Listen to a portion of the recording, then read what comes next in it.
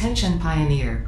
The following instructional video is a summary of your impending duties as an exoplanetary pioneer for Fixit Incorporated. Fixit pioneers have 3 cyclical assigned pillars of work to ultimately accomplish project assembly. Use provided blueprints to build the necessary buildings. Chart the planet and gather resources to provide desired results and improve your infrastructure.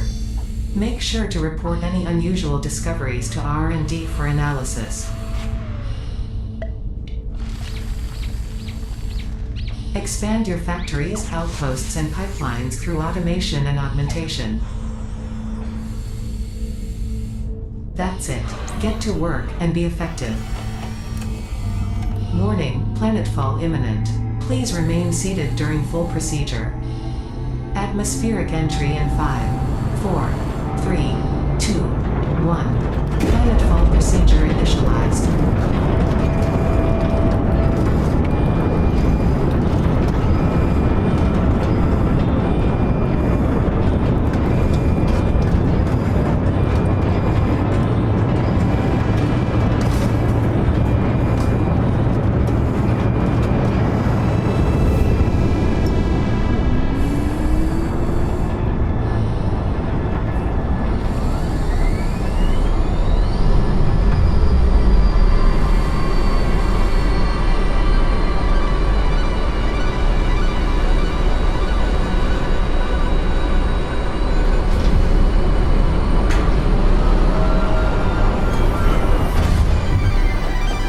Planetfall complete.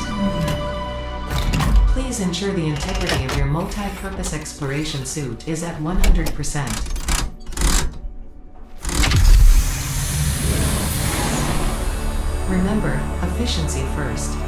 Godspeed.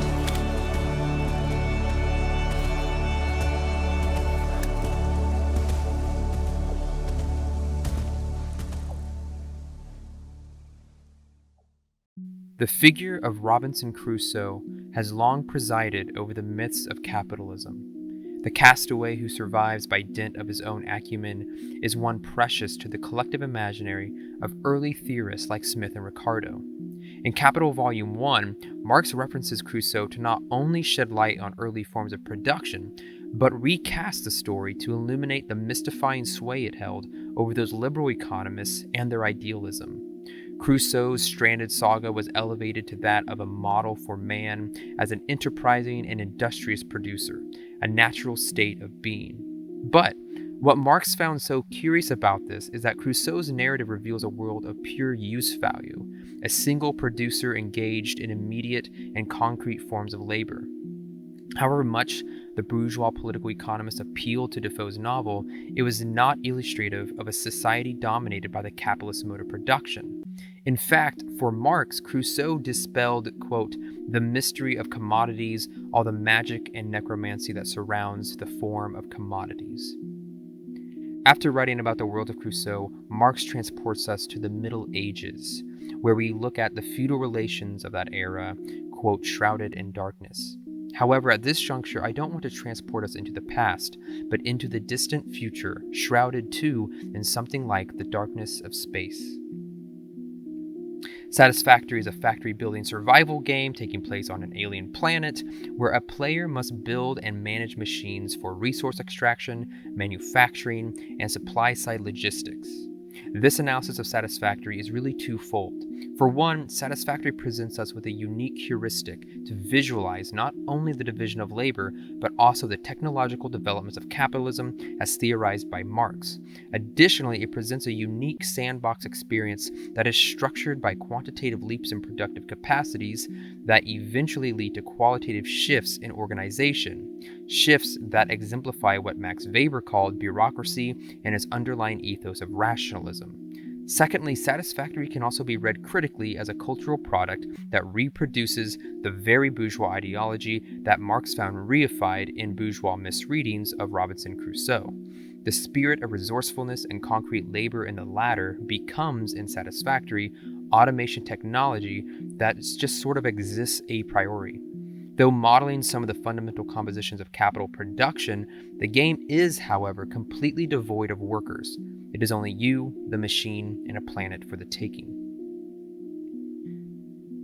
To understand how a game like Satisfactory reifies the imaginary of capitalist ideology, we must come to understand what surplus value is and why it is imperative to Marxist theories on capitalism. Foremost, however, we must know how surplus value is linked to, and higher rates thereof attained through, technology and developments in mechanization. But before we can understand any of this, we have to first understand Marxist formulations for how labor undergoes the radical transformation that it does under capitalism. Labor that without which the machine of capital and capital's machines would cease to operate. The crucial critique around which Marx's analysis revolves is that, quote, political economy has indeed analyzed, however incompletely, value and its magnitude, and has discovered what lies beneath these forms. But it has never once asked the question why labor is represented by the value of its product, and labor time by the magnitude of that value, end quote. Bourgeois economists theorize capital not so much as a mode of economic production per se, but instead as a natural system through which capital's logics become natural laws, therefore naturalized. For Marx, the labor theory of value, which he inherited from Smith and Ricardo, was not without its merit. But these theorists, as Marx's project is evidence of, failed to fully grasp and demystify the social relations of capital arising from the commodity form. In his analysis of the commodity, its use value and exchange value, and the socially necessary labor time congealed within it, Marx rightfully emphasizes the role of labor power in the production process. Labor possesses a unique property. It is itself a use value with which and through which more value can be created. As Marx describes it, labor is a commodity, quote, whose use value possesses the peculiar property of being a source of value, end quote. Under capitalism, however, labor is commodified. Labor is purchased, put to use by a capitalist with the aim of creating ever new value. The value that labor creates under capitalism undergoes a change, a transmutation that yields back for the capitalist more value than what he originally expended. Something has to put into motion the means of production, and this is none other than the living labor and labor time that a capitalist purchases from you, a worker. For Marx, these relations to the means of production reveal two distinct circuits of capital, one enjoyed by the capitalist and another by the workers. Marx illustrates the circulation of the latter using the formula CMC, that is, commodity, money, commodity. Here, the worker sells their labor to a capitalist in exchange for something like a wage, and then uses that money to purchase commodities like food, shelter, clothes. The circuit of capital, however, is crucially distinct from this. Marx calls this the MCM prime circuit of capital, whereby a capitalist inputs money, investment into commodities that become the means of production, factory, raw materials, labor. What is outputted, however, is not just money, but money of a higher value than the initial investment. This is surplus value, and without the living labor of workers to reanimate the dead machines of production, it couldn't be realized. For the capitalist, the worker and their labor is something of a blessing and a curse. On the one hand, capital needs living labor in order to resurrect the dead labor congealed within the means of production. Oh, it's alive! It's alive! It's alive! It's alive! This is all predicated on labor power productively consuming the means of production, the instrument, tools, and machines of the factory. And this is the dynamic between constant capital, the instruments, tools, and machines, and variable capital, the wage labor, a distinction that Marx makes in order to analyze the organic composition of capital. This is simply the value ratio of constant capital to variable capital, and as Marx stresses, is distinct from the technical composition of capital, which is just an evaluation of the overall relation of concrete use values between the means of production. The organic composition of capital measures this relation, however, with value instead. That is, outlays into constant capital, the machines and assembly lines, compared to the expenditures in the form of wages to workers. This value relation has the effect of establishing something like an inverse proportion between constant and variable capital. Investments into more complex and efficient machines are made by the capitalists that, consequently, decrease the value of labor. In the illustration of Adam Smith's infamous pin factory, we see not only the division of labor that formally regulates production in more efficient ways, but we also see the instruments, tools, and machines that augment the worker's labor. But, on the other hand, if labor is to be treated as just another commodity, then it must be exchanged for its full value. But this, for Marx, cannot be. Capital cannot pay the full value of labor, for if it did, then the capitalist could not realize profit. Capital could not re-enter back into circulation. Labor is variable capital. The fantasy of bourgeois political economy, like automation and Satisfactory, is that the ontological rift between the instruments of labor, constant capital, and the laborer themselves, variable capital, collapses. Like in Crusoe, in Satisfactory, there is a sustained myth that the player engages in an exclusively technical composition of production, of pure use value, of one man and the concrete forms of labor he assumes in fashioning for himself the means to survive, however automated they may be. However, Satisfactory, unlike Crusoe, flagrantly displays a scale and intensity of surplus and overproduction that undermines its own myth-making. It reminds us that in the real world of capital, efficiency of such scale depends upon not the technical, but the value composition of capital, the organic composition, the resurrection of an undead machine god, and the gradual attenuation of living labor. Surplus value is realized only when ever more of the necessary labor time that the worker needs to purchase the means of subsistence to reproduce themselves is converted into surplus labor that is performed gratis for the capitalists. These machines reorder and recode our relation to time and our labor time. For capitalism, labor time, the working day, and the manipulation thereof is of utmost importance to creating surplus value. Quote, constant capital, the means of production considered from the standpoint of the creation of surplus value, only exists to absorb labor, and with every drop of labor, a proportional quantity of surplus labor, end quote.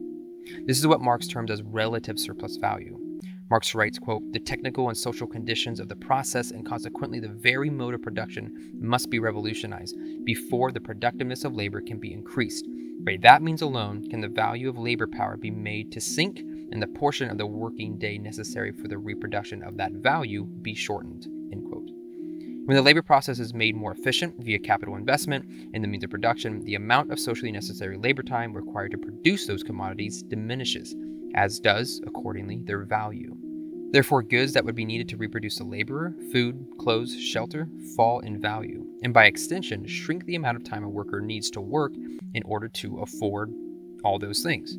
The highly complex techno-factories of modern capitalism are not simply the products of pioneering men of industry who have sought efficiency just for the sake of efficiency.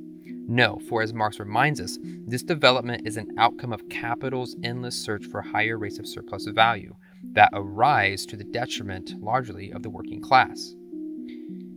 Marx writes, quote, value therefore now becomes value in process, money in process, and as such, capital. Comes out of circulation, enters into it again, preserves and multiplies itself within its circuit, comes back out of it with expanded bulk, and begins the same round ever afresh, end quote.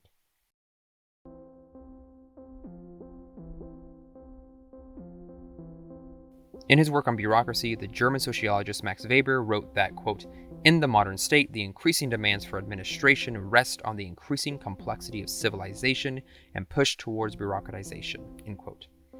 Marx's time was one of massive industrialization, but over half a century later, Weber witnessed something like the advent of modern capitalism, and how, from out of those fully industrialized economies, new systems and institutions of social, political, and economic life emerged.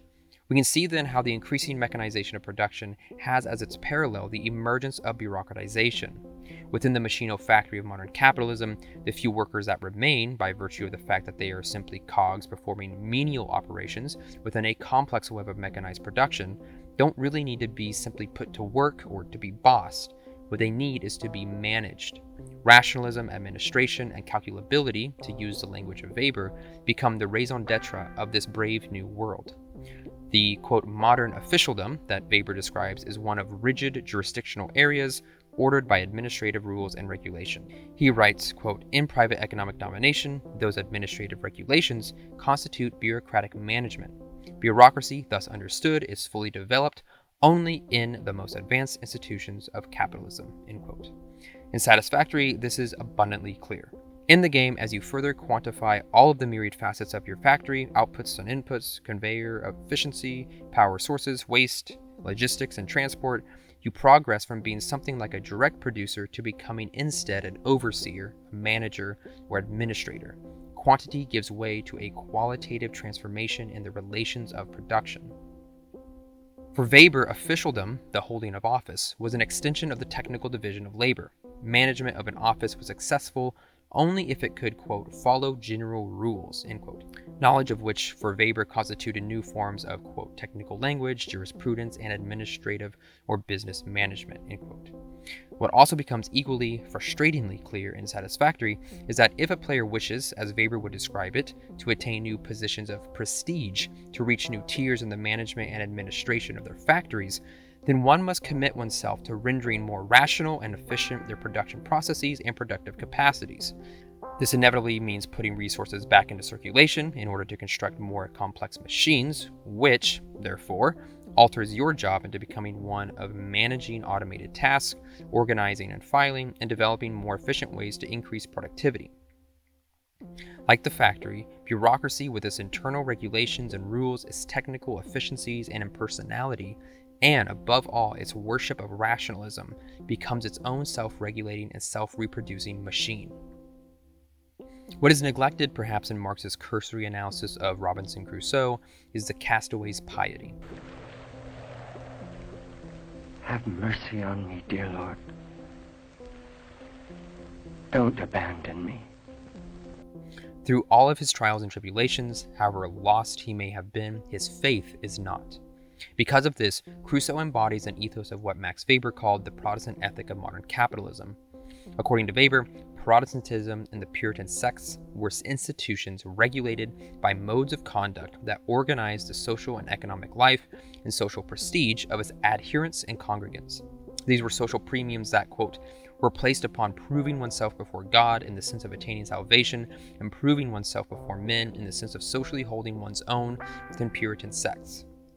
End quote. In his analysis of American Protestant sects and the development of capitalism therein, Weber writes that, quote, above all, the social premiums, the means of discipline, and in general, the whole organizational basis of Protestant sectarianism, with all its ramifications, end quote, were those that reach back to archaic forms of asceticism that later informed bourgeois ethics. These ethics and their survival, quote, in contemporary America, are the derivatives of a religious regulation of life which once worked with penetrating efficiency, end quote. Whereas Marx might infer that, quote, the religious world is but the reflex of the real world, end quote, Weber, on the other hand, minced no words about the fact that Puritanism, quote, paved the way for the spirit of modern capitalism, end quote. This development for Weber inaugurated nothing less than the rise of modern capitalism, rationalism, and later bureaucratization. This planet of factories, of resources and resourcefulness, of one sole survivor who must comply to the machinic desire of surplus value.